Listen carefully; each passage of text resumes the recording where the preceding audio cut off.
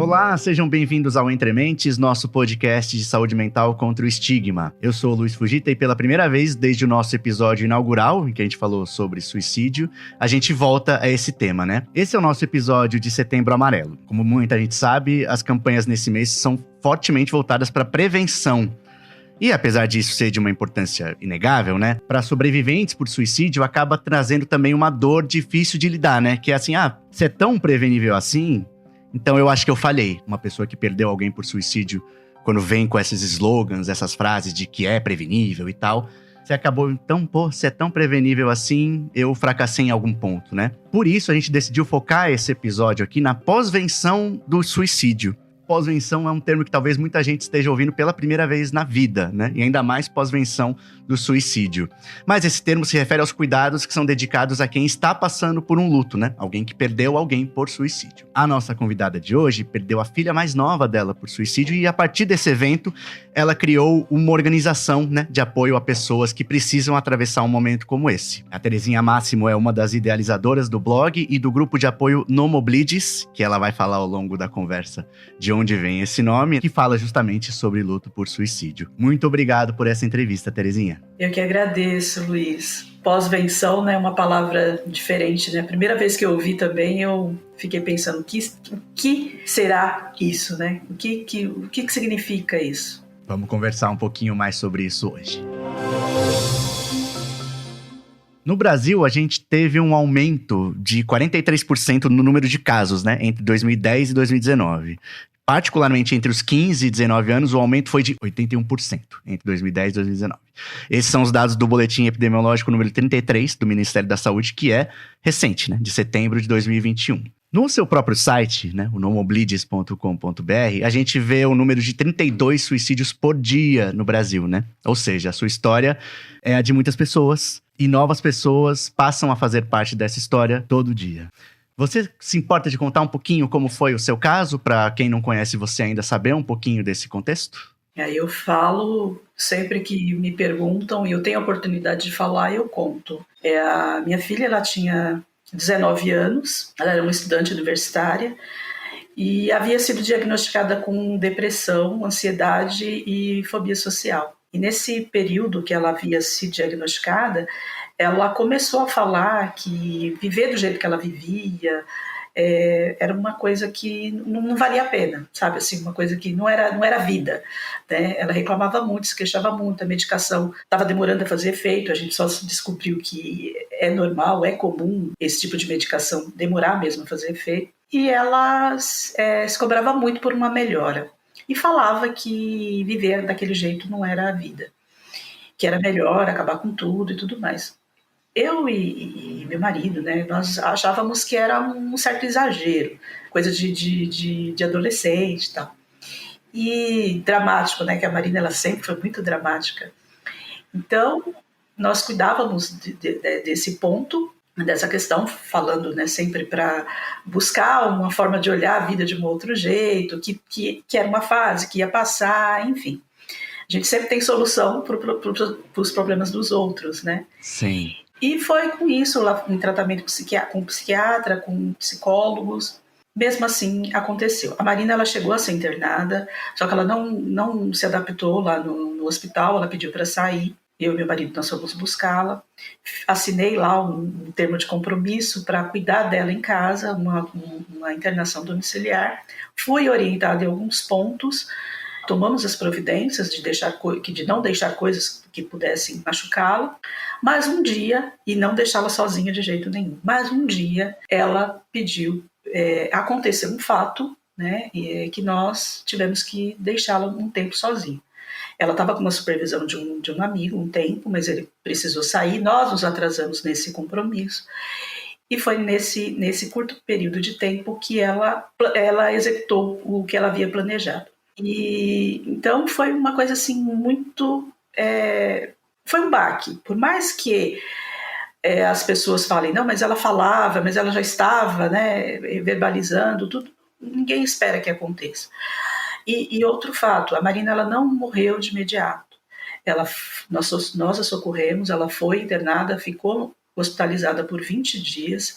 Desses 20 dias, 18 na UTI. Nós passamos por os maus bocados dentro do hospital, inclusive ela, né, ela foi negligenciada.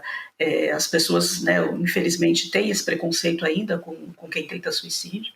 A gente vai falar também sobre. Infelizmente, ela não aguentou e faleceu. Então, depois disso, eu e meu marido, a família toda, nós falamos, mas como, né? Fica sem acreditar no que aconteceu. É um choque, um baque.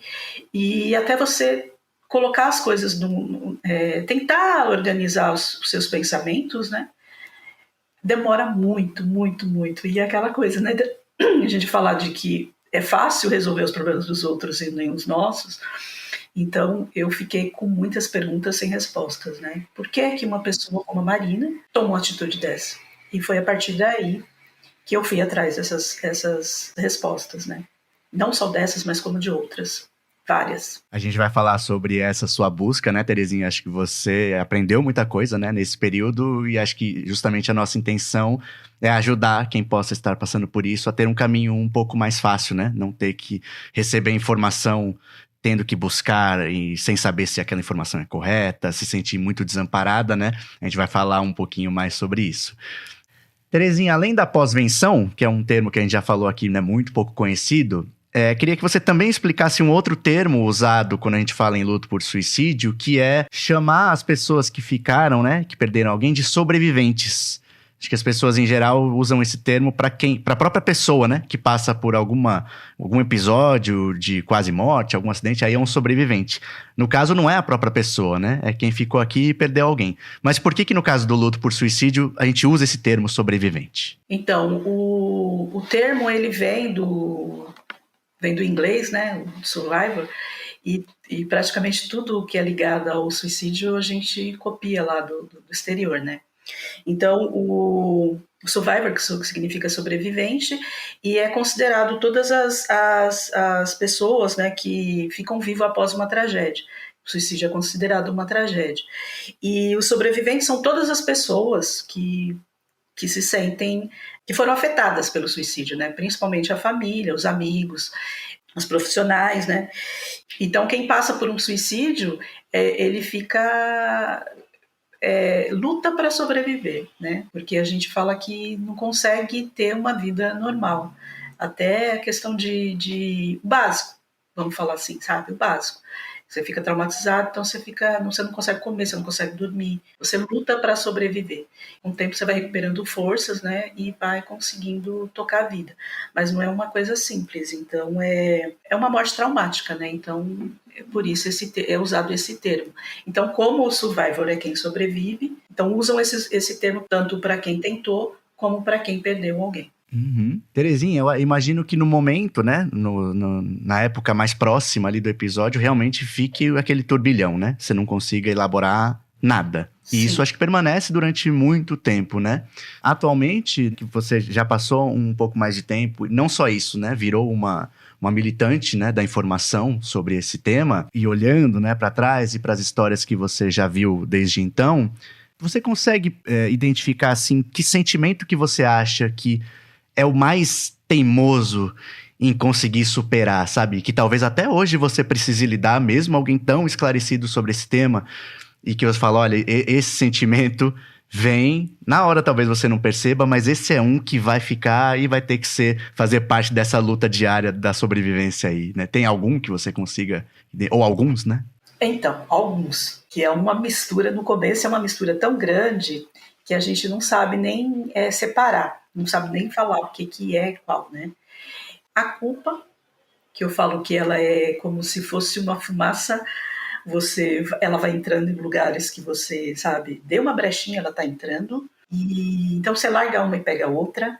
Então, assim, foi trabalhado muito, muito, muito em mim, com a terapia, a questão da culpa. Então, assim, ao mesmo tempo que eu falo, poxa, eu fiz tudo o possível, né, com as informações que eu tinha na época, mesmo assim aconteceu, ainda fica aquela culpa, mas será que se eu tivesse? Mas será que se não sei o quê? E se eu tivesse feito isso? Então, você acaba largando uma e pegando outra. Então, tem que tomar muito cuidado com isso. é uma vigilância constante. Eu fiquei com muita raiva de toda a situação. Eu fiquei com muita raiva do acontecido, porque a Marina passou por vários psiquiatras, por vários psicólogos, e não teve assim, nenhum que possa te dizer que fosse, que realmente, sabe, soubesse alguma coisa. Então, eu fiquei com muita raiva do sistema de saúde, dos profissionais. Depois, quando ela foi internada, do descaso que tem com as pessoas, ela estava doente. Por que essa distinção, essa separação? Né? Se você faz um juramento de cuidar das pessoas, indiferente quem a pessoa é, o que ela fez, ali é um ser humano. Então, essas são essas duas coisas assim que eu trabalho até hoje com a questão da culpa e da raiva. Terezinha, eu até tinha deixado essa pergunta um pouco mais para o final da nossa conversa, mas como a gente já mencionou, assim, 2 vezes, aí eu queria aqui, então, já puxar para agora, né? Isso eu acho que é pouco conhecido, essa coisa dos profissionais de saúde, por vezes, não receberem como deveriam, né? Como profissionais de saúde, pessoas que tentaram suicídio, né?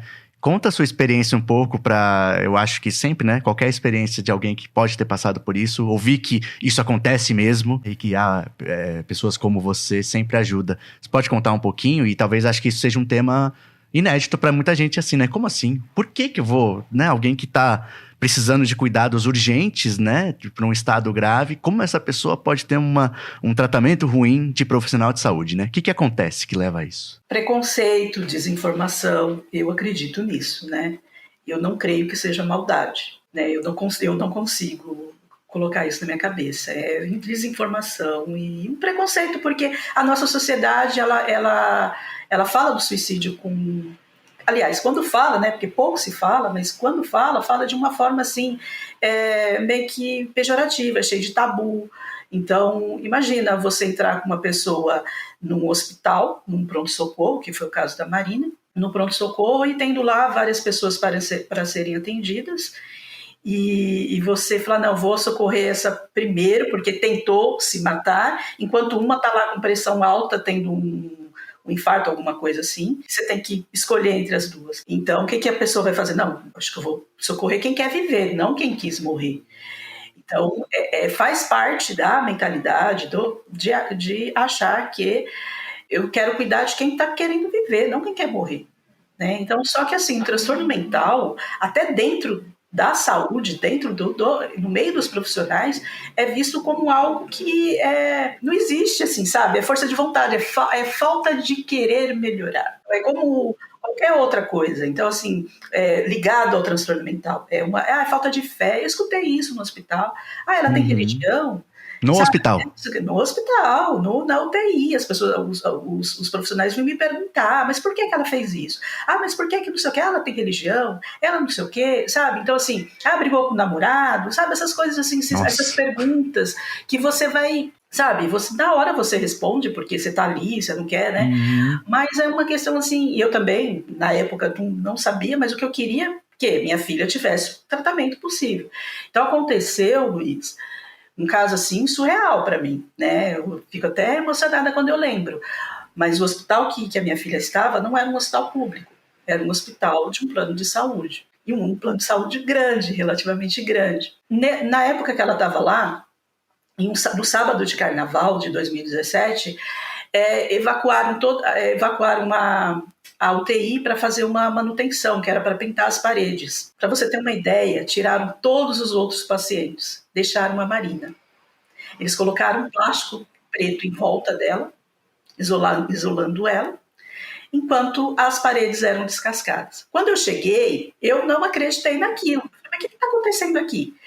E eu fiquei desesperada, falei, não, eu não estou vendo isso. Não, é porque uma pessoa que ia dar lugar para ela na outra teve que continuar e a gente está aguardando que vague um espaço lá para colocar ela. Eu falei, mas logo ela, sabe assim? Só ela? Não, só ela. Então, assim, a única que tinha tentado suicídio. Então, assim, se você vê, então quando eu reclamei, eles não gostaram da minha reclamação, o enfermeiro foi rude comigo, eu tive que falar, poxa, se coloca no meu lugar. Você não tem filho? Ele, tenho, 19 anos, assim, sabe? Bem... Então, assim... Mas com ele não aconteceria, não ia acontecer, né? isso assim. mesmo, isso não ia acontecer de forma alguma. Então, isso me marcou muito, muito negativamente, né? Traumaticamente, inclusive. Então, assim, para você ter uma ideia, eu tenho trauma de UTI, eu tenho trauma de tudo que é ligado ao hospital. Para mim é tudo muito difícil. Enfim, depois que aconteceu, eu fiquei sabendo, né, nos meus estudos, nas minhas coisas, que uma das áreas, se for de separar profissionalmente os suicídios, a área de saúde é uma área que ocorrem muitos suicídios. Então, teve um enfermeiro lá desse hospital que ele foi conversar com meu marido e ele falou, olha, já teve um caso aqui, já teve 2 casos aqui de colegas nossos, um inclusive aqui dentro e o outro tentou se jogar. Então, assim, a gente sabe da importância, né? Ele, no caso, sabia. Mas nem todo mundo vê dessa forma porque acredita muito na religião e essas coisas assim. E isso acaba atrapalhando, né? E eu acho que tinha que saber separar o profissional do religioso, dos preconceitos, das teorias que a pessoa tem. Infelizmente, isso não aconteceu no caso da Maria. E deve acontecer bastante ainda hoje, Acontece, né? A gente imagina. eu recebo de comentário quando eu falo nesse assunto, você não faz ideia. E como é triste escutar. E como é muito triste, porque a pessoa está ali, fragilizada, porque você está doente, você está num lugar onde você deveria ser cuidado. E, no entanto, acontece uma coisa dessa. Então, é muito triste e revoltante, no meu caso também. Terezinha, eu cheguei até você porque uma grande amiga minha, que é a Maia, né, uma futura psicóloga, trabalha no CVV, né, como voluntária, e ela participou de um evento do CVV em que você falou. E aí ela me falou, olha, acho que você podia falar com essa pessoa, que foi muito interessante. E o que chamou a atenção dela inicialmente foi esse alerta que eu falei no começo do Setembro Amarelo, né? Gente, longe de mim, né, de criticar o Setembro Amarelo, importantíssimo a gente falar de prevenção de suicídio, né, todo mundo aqui sabe. Mas tem esse lado que eu não tinha pensado nisso, mesmo trabalhando nesse podcast e muito interessado por saúde mental, né?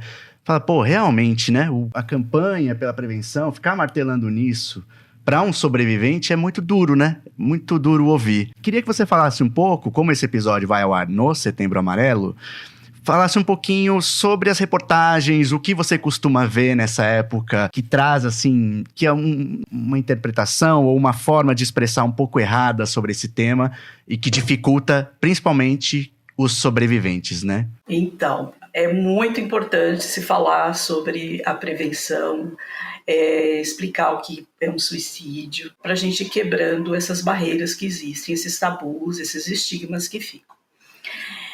Porém, né, o que acontece é que alguns profissionais, eles não são especializados e eu falo, né, e muitas outras pessoas concordam comigo, que usam o copiar e colar. E aqui a gente tem aquela coisa de usar termos para chamar atenção. Então, slogans, né, vamos dizer assim, slogan.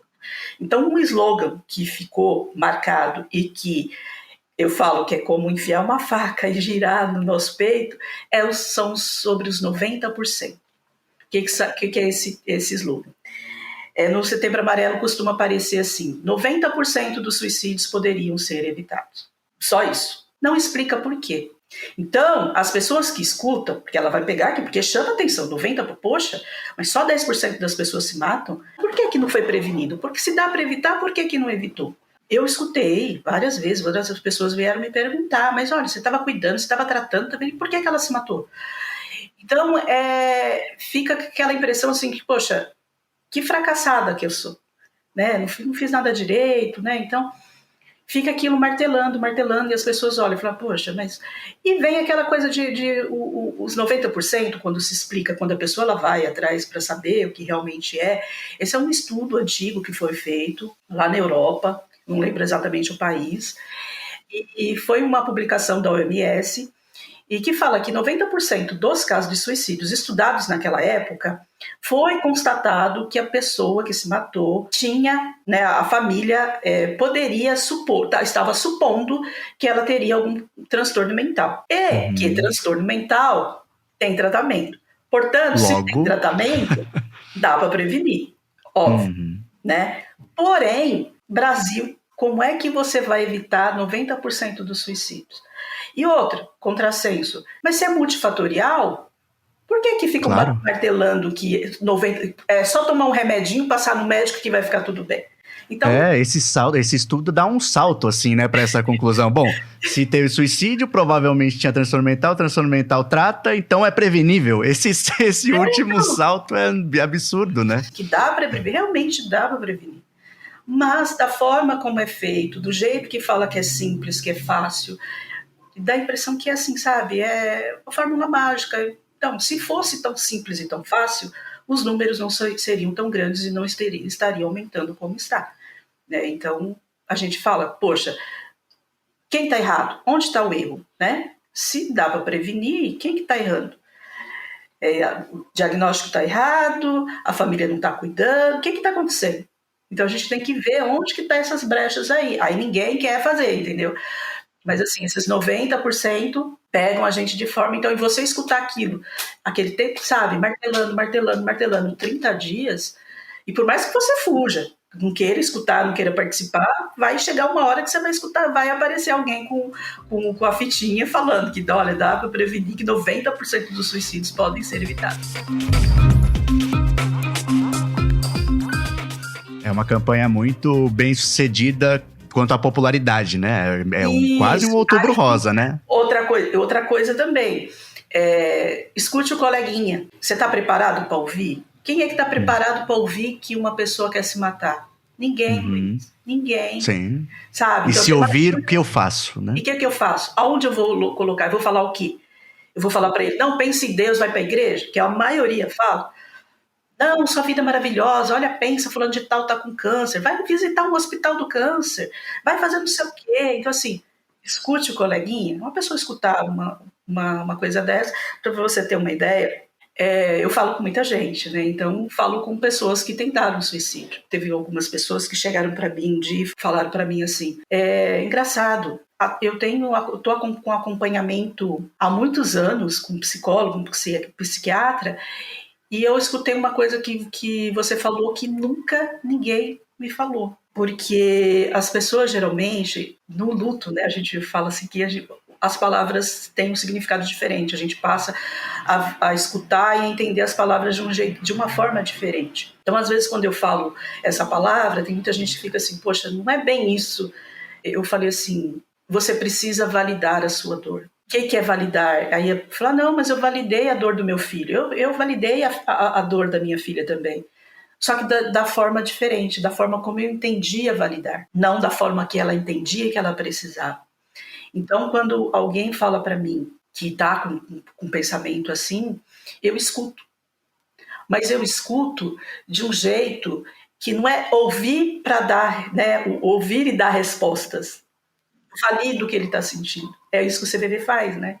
Validar o que a pessoa está sentindo, né? Então, assim, eu não vou tirar a dor dela, de forma alguma. Não, olha, a sua dor é legítima, você tem razão de estar sentindo ela.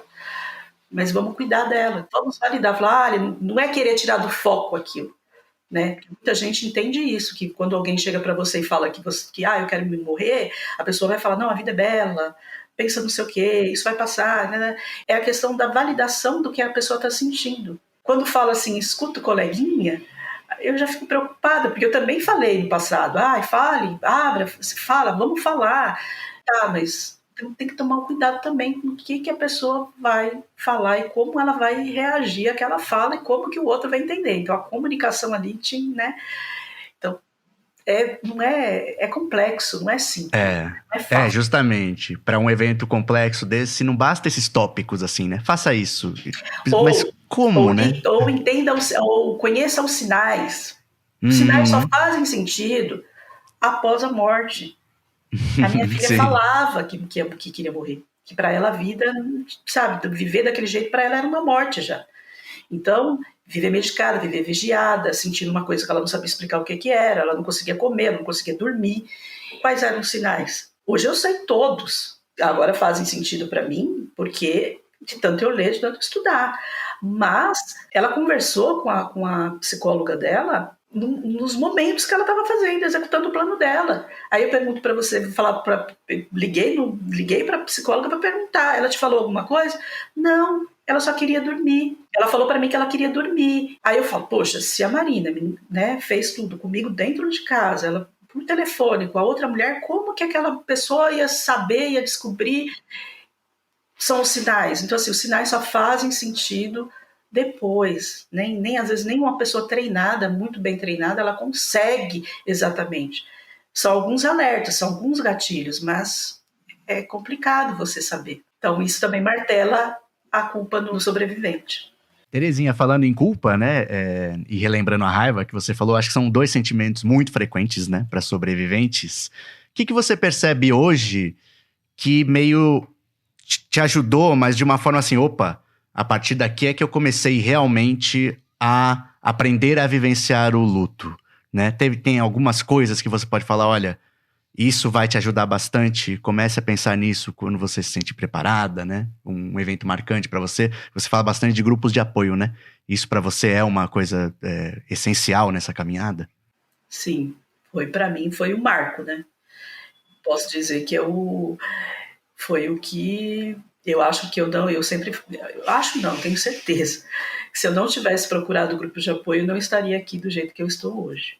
Eu acho que eu nem, sabe, eu teria adoecido, eu não teria feito o que a Marina fez, mas eu acho que eu não estaria aqui da forma que eu estou. Isso acho que é um pouco. As pessoas acho que têm uma ideia assim, é meio caricata, né? Ou muito simples, né? Um grupo de apoio, acho que eu vou lá, encontro outras pessoas que estão num momento meio parecido e a gente fica conversando. É meio isso, né? Você pode explicar um pouquinho por que eles ajudam tanto, te ajudaram tanto? Primeiro que você acha que é só com você.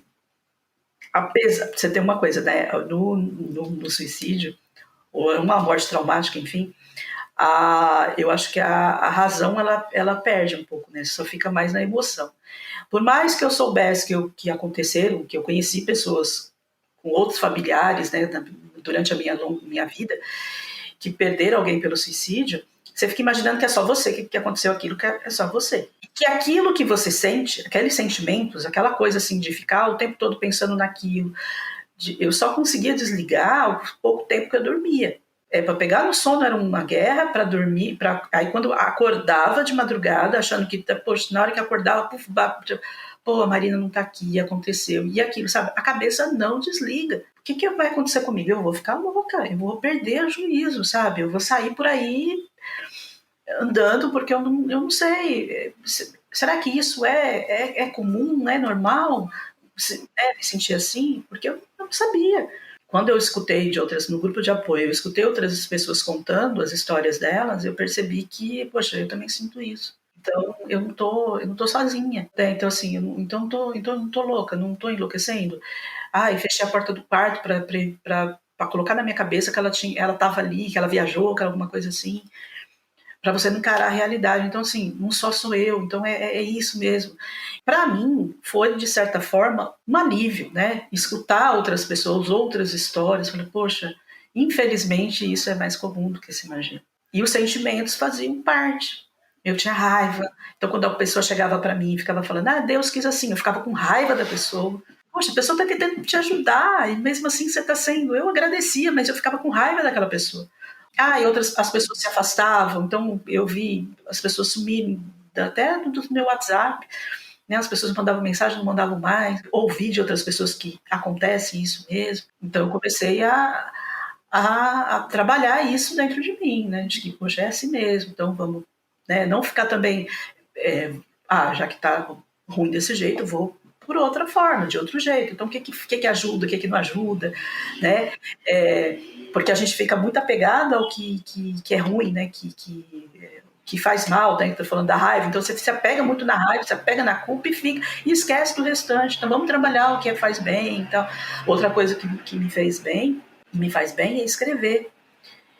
E, por incrível que pareça, eu comecei a escrever por quê? Porque eu, com a raiva que eu estava de tudo que tinha acontecido, eu queria processar o hospital. E aí falei com os advogados, eles falaram, olha, escreve tudo que você lembrar. E quando eu escrevia, aquilo me aliviava. Aí eu comecei a escrever.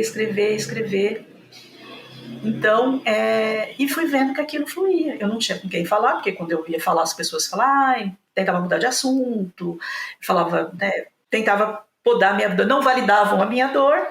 Então, eu comecei a escrever, porque para mim o papel, né, o papel não, na tela de computador, me ajudava. Então, eu colocava tudo que eu sentia, depois eu lia em voz alta, chorava, aliviou, pronto, vou fazer outra coisa.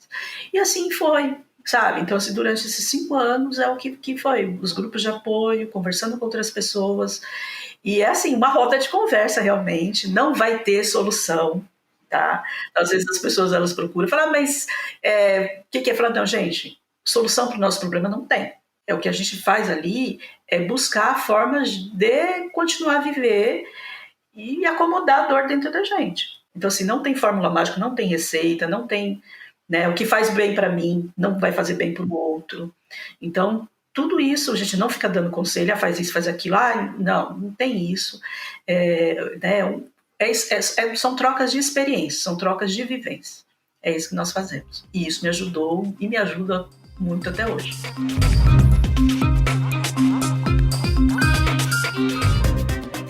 Tem um conceito que você até faz alguns posts no seu blog sobre isso, que é aceitação. Eu queria que você falasse um pouco sobre isso, porque esse conceito dentro do luto por suicídio é bastante complexo, né? Porque ele é uma coisa necessária, mas ele não significa também que você nunca mais vai sentir sentimentos ruins de novo, porque aceitou, sabe? Como se fosse, agora que eu aceitei, acabou. Acabou o luto por suicídio, né? Que não vai haver gatilhos. Então eu queria que você desse essa esclarecida, sabe? Porque ele é importante, mas se ele não acaba com esses sentimentos, para que ele serve? Tenta tirar essa nuvem aí de cima desse termo. Como eu falei, né, as palavras, elas ficam ali meio que bagunçadas na nossa cabeça, né? Aceitar a morte não tem o que fazer, né? A Marina não está mais aqui, então o que me resta? Eu vou viver como se ela estivesse aqui? Para mim, Terezinha, não faz sentido. Então, eu tenho que aceitar que ela não está mais aqui e que a minha vida, a partir de agora, é sem ela. Né? Eu falo assim, ela fisicamente, não falando espiritualmente, nada disso. Fisicamente ela não está, mas ela está em tudo que eu faço, ela está nas minhas memórias, ela está nas minhas lembranças. Então, eu aceito isso dessa forma. Porque se Terezinha, se eu não fizesse isso, eu não estaria aqui conversando com você, com certeza. Eu estaria, então, de outra forma. Agora, aceitar o que aconteceu, da forma como aconteceu, é outra história. E aceitar, quando a gente fala, né, que quando você aceita, você fecha um ciclo, você fecha uma porta, você fecha, então resolvi aquilo, superei, que é outra palavra também que a gente tem, né, os pontos aí para falar, não existe. Entendeu? Não existe, porque vai e vem. Não tem como você simplesmente solucionar esse problema. Então, assim, vai ter época, vai ter dia, vai ter um cheiro, uma comida, uma lembrança. Passa uma menina que parece com a Marina na rua, eu fico, poxa, Marina. Vejo alguma coisa que ela gostava, um livro, alguma coisa, uma música. Assim, tudo vem.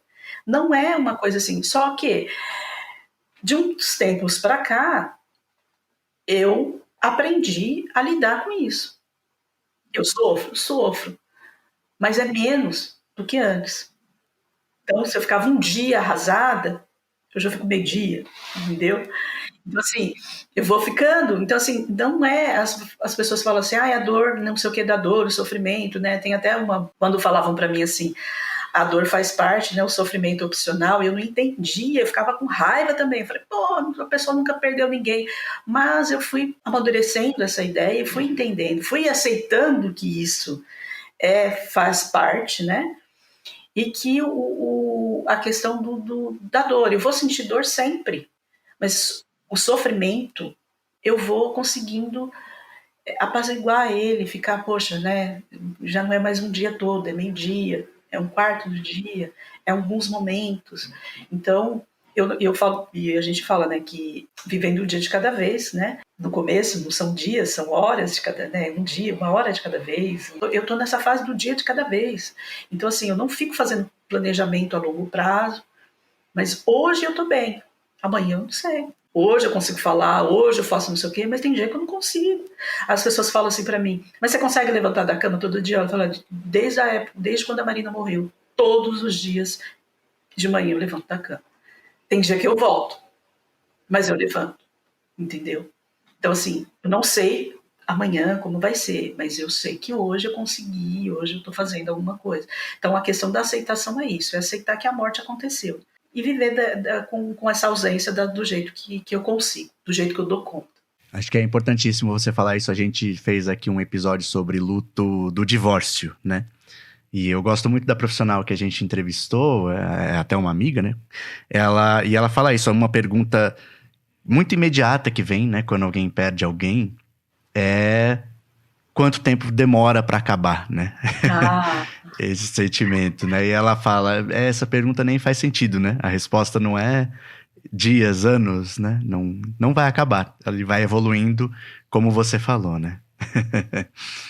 Para terminar a nossa conversa, eu queria agora sair um pouco da sua história, né? Que eu acho que ela contribui muito, né? Para a informação que a gente quer passar.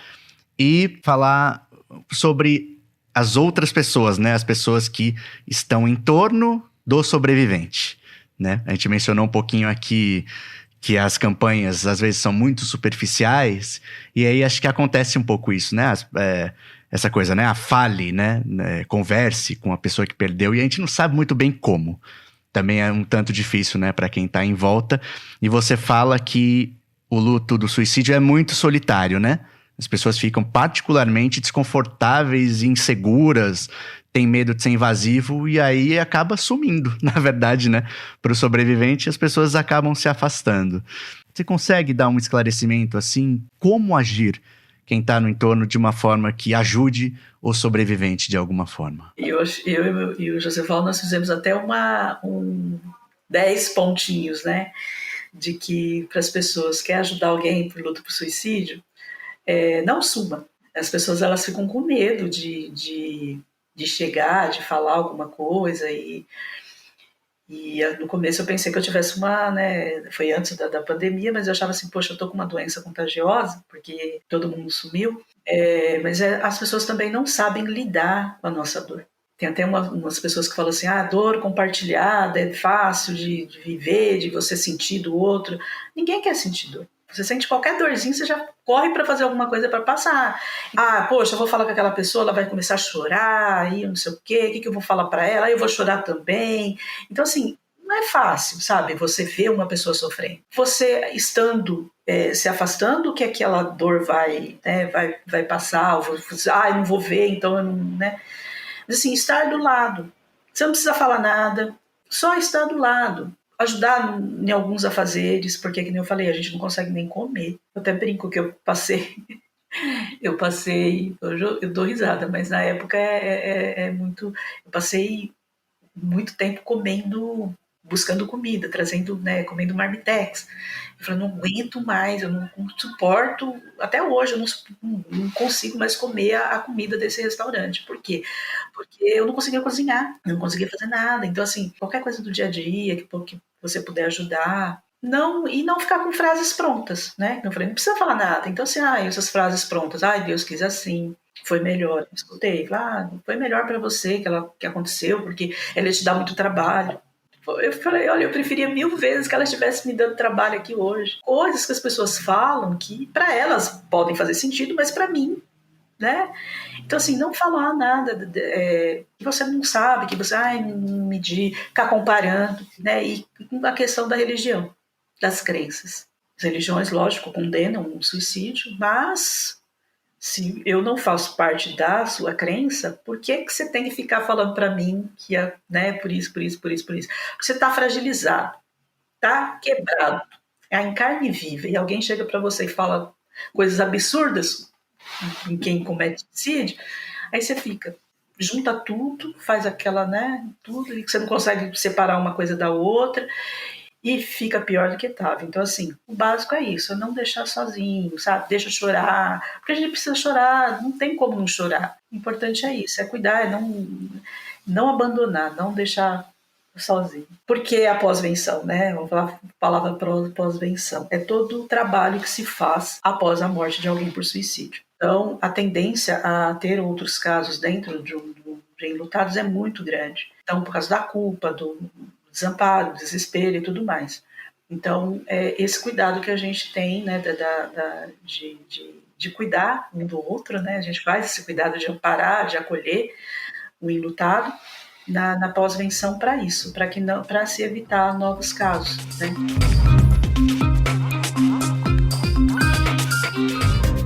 Para arrematar tudo isso, Terezinha, né? Falando em tudo isso, né? Pós-venção, você fez o post, né? Para ajudar as pessoas do entorno. Queria que você só terminasse falando um pouco sobre o seu blog, o que tem lá, né? Ele me ajudou muito para fazer a pauta e eu imagino, assim, que ele ajude demais quem pode estar passando por um momento como esse. Mas fala um pouquinho, dá uma geral sobre ele, explica o nome, né? Apesar de tem lá, que se a pessoa for visitar o blog, ela vai ver. Ou se você quiser deixar no suspense, né? Aí a pessoa vai lá descobrir o que é Nomoblides. Mas fala um pouquinho o que tem lá, o que você oferece lá. São os meus escritos sobre o luto, as coisas que eu sentia, o que eu percebia, juntando, né, a minha vida, né, o que eu aprendi tudo na vida e dentro desse processo. Faz sentido para algumas pessoas, para as outras nem tanto, né? Nós somos diferentes, enfim. O blog, ele tem um e-book também, que foi um trabalho em conjunto com os outros enlutados do grupo, um trabalho que nós fizemos no grupo, que fala das palavras. Então, quando as pessoas nos falam algumas palavras e que sentido ela passou a ter dentro do nosso luto. Então, tem esse mini dicionário, né? São 15 palavras. Tem lá no blog também os dias e os horários, e, né, os dias e horários e como se faz para se inscrever, para participar do grupo de apoio. E o nome, ele quer dizer não me esqueça. A Marina, ela gostava muito de aprender coisas novas, ela estava aprendendo francês e se deu, não sei como, resolveu aprender catalão por conta própria, né? E aí ela escreveu no WhatsApp dela, no perfil, S'il plaus Nomoblides. Eu nem sei se a pronúncia é essa, tá? Porque eu não Uhum.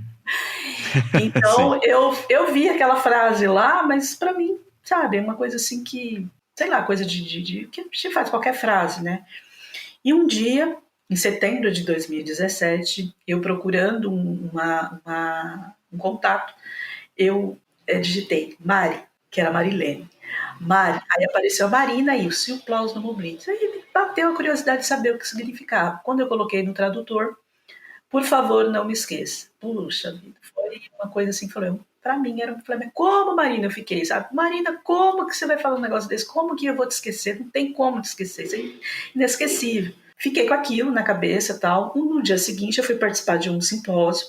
Participei de um concurso literário, porque eu já escrevia, então eu participei de um concurso literário. Meu texto ficou em terceiro lugar entre sobreviventes enlutados. E aí eu tomei coragem de publicar o blog, porque até então só eu e Joseval que sabia dos meus escritos. E aí eu nesse simpósio, eu escutei a história de uma pessoa também contando a história da filha e o que eles fizeram após, né? Montaram um instituto lindo lá em Fortaleza. E eu falei, eu não tenho como ter um instituto, mas um blog ou alguma coisa assim, um site, alguma coisa assim, eu posso fazer. Aí perguntei para o José, você me ajuda? Ele falou, ajudo, claro. Aí na hora eu escrevi Nomoblides.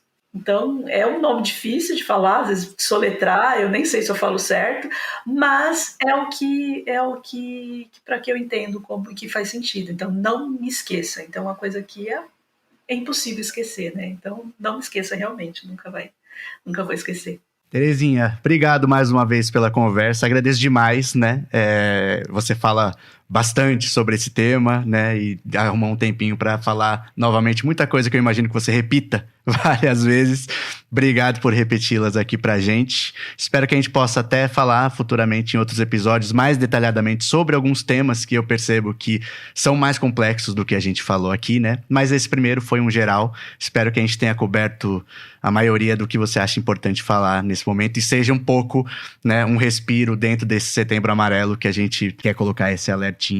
Falando de novo, meu Deus, né? Não estou falando mal do Setembro Amarelo, mas acho que é importante a gente começar a olhar um pouco mais por esse lado. Obrigado por ter trazido essa leitura, Terezinha. Eu que agradeço, Luiz.